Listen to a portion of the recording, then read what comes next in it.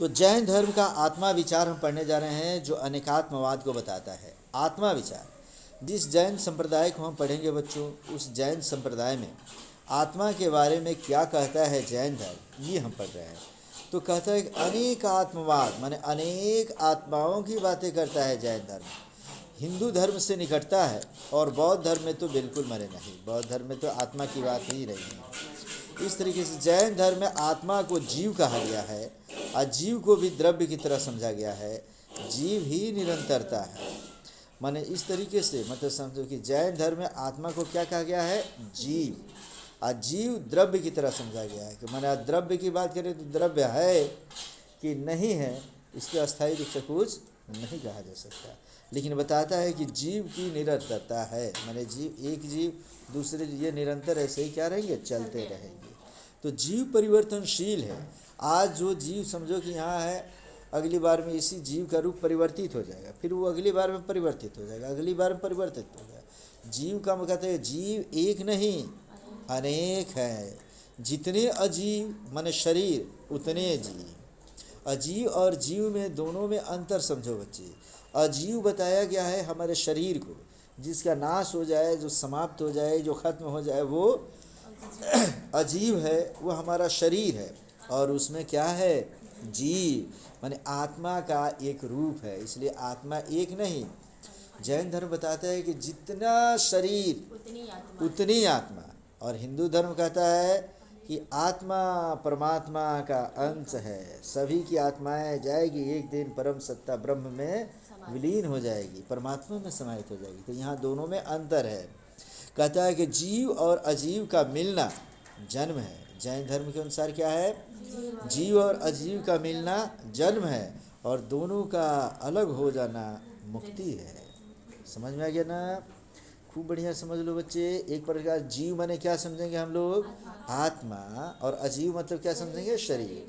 तो ये आत्मा की बातें ना करके किसकी बातें करता है, जीव और अजीव की बातें कर। अलग अलग धर्म वाले अपनी अपनी विचारधारा को अलग अलग नाम से संबोधित कर दिए। जैसे इस्लाम धर्म में कोई अल्लाह कह देगा, तो हिंदू धर्म में कोई राम कह देगा, ब्रह्मा कह देगा, विष्णु कहेगा, महेश कहेगा, कई नामों से शोभित करेंगे। और उसी प्रकार समझ लो कि हिंदू धर्म में जिसे आत्मा कह रहे हैं, उसी को जैन धर्म क्या कह रहा है, जीव कह रहे हैं। और हिंदू धर्म में जिसे हम शरीर कहते हैं, उसे ये अजीव कहते हैं। तो जीव और अजीव में क्या फ़र्क है, समझ में आ गया बच्चा? तो देखो इसमें एक फिगर बना हुआ है दाहिने तरफ। जीव जो होता है इसकी दिशा ऊपर की ओर ऊर्ध्वाधर होती है, माने जीव इस जरामर के चक्र में घूमते रहता है, ठीक है ना, शरीर इस अजीव में घूमता है, और अंततोगत वह निकल कर कहाँ चला जाता है, ऊपर की ओर चला जाता है। और इस तरीके से इसमें अब थोड़ा सा हम जानेंगे कि हिंदू धर्म में दोनों में अंतर थोड़ा सा समझो बच्चे। कि हिंदू धर्म में आत्मा एक है, और समझो कि यह अपरिवर्तनशील है। आत्मा भोक्ता है, कर्ता नहीं। माने कर्ता कौन है, हमारा शरीर, अब भोक्ता कौन है, आत्मा। ये कौन कहता है, हिंदू धर्म। तो कह रहा है कि कर्ता नहीं, आत्मा हमेशा शुद्ध होता है। हमारे शरीर में है, शरीर जो काम करेगा उसी के अनुसार हमारे आत्मा को भोगना पड़ता है बच्चे। इसलिए भोक्ता आत्मा है और कर्ता शरीर है।